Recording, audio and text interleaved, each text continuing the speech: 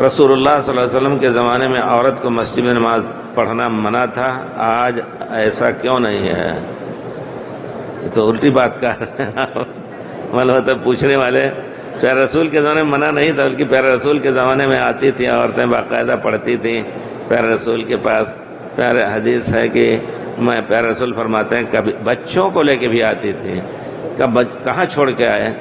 تو پیارے رسول فرماتے ہیں میں کبھی صلات کو لمبی کرنا چاہتا ہوں لیکن بچوں کی رونے کی آواز آتی ہے تو میں ہلکی کر دیتا ہوں تاکہ اس کی ماں کو تکلیف نہ ہو۔ یہ بھی رحمۃ اللہ للعالمین جب آپ موضوع لکھیں تو اس میں بھی یہ ڈال دیں۔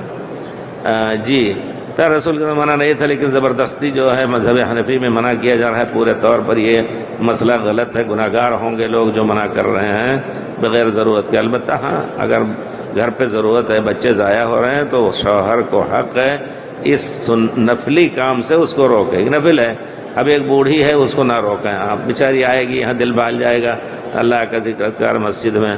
رسول کے زمانے میں باقاعدہ رات میں بھی فجر میں بھی آتی تھی، یہاں تک کہ حضرت صحابی کہتے ہیں کہ پیارے رسول کی فجر کی لمبی نماز ہونے کے باوجود، اب سوچئے کب شروع فرماتے تھے پیارے رسول، لمبی ہونے کے باوجود جب فارغ ہوتے تھے تو عورتیں جب نکلتی تھیں ما کن یعرفن بالغلس، ابھی تاریکی رہتی ہے اس میں ہم نہیں پہچان سکتے کہ یہ کون عورت ہے۔ پردے میں جاتی تھی لیکن ہر ایک اپنے پہچان کی عورت کو پہچان سکتا ہے کہ اس کی چال کیسی ہے، باہر رنگے کی خواہی جامہ می پوش من انداز قدت رامی شناشم، تو کہتے ہیں کہ جیسے بھی کپڑا پہنو ہم تمہارے قد کے اور تمہارے پیر کی حرکت سے سمجھ لیں گے کون ہو۔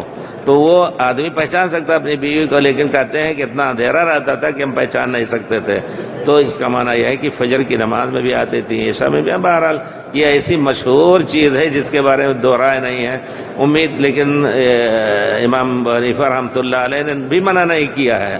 آپ جا کر کے دیکھیں بدائع الصنائع کاسانی کی، اور پھر تبیین الحقائق دیکھیں امام حنیفہ کیا کہتے ہیں۔ وہی میں کہتا ہوں کہ یہ لوگ حنفی نہیں ہیں بلکہ اور آگے بڑھ گئے ہیں دعا امام حنیفہ سے۔ امام حنیفہ کہتے ہیں کہ میرا مشورہ ہے کہ عورتیں دن میں مسجد میں نہ جائیں، کیونکہ دن میں اب جو خلاصہ بیان کر رہا ہوں، دن میں لفنگے گھومتے رہتے ہیں، نہ جائیں، رات میں نکلیں، یعنی مطلب مغرب میں، عشاء میں، فجر میں مسجد میں جائیں۔ امام ابو حنیفہ نے منع نہیں کیا ہے، لیکن اگر سوچا جائے تو رات میں اور خطرہ ہو سکتا ہے نا۔ لیکن امام ابو حنیفہ نے کہا کہ رات میں وہ سوتے رہتے ہیں کتوں کی طرح، اور وہ لفنگے، اور یہ رات میں ان کو جانے دیا جائے۔ امام ابو حنیفہ مطلق نہیں منع کیا، لیکن ہمارے بزرگوں نے مطلق منع کر دیا۔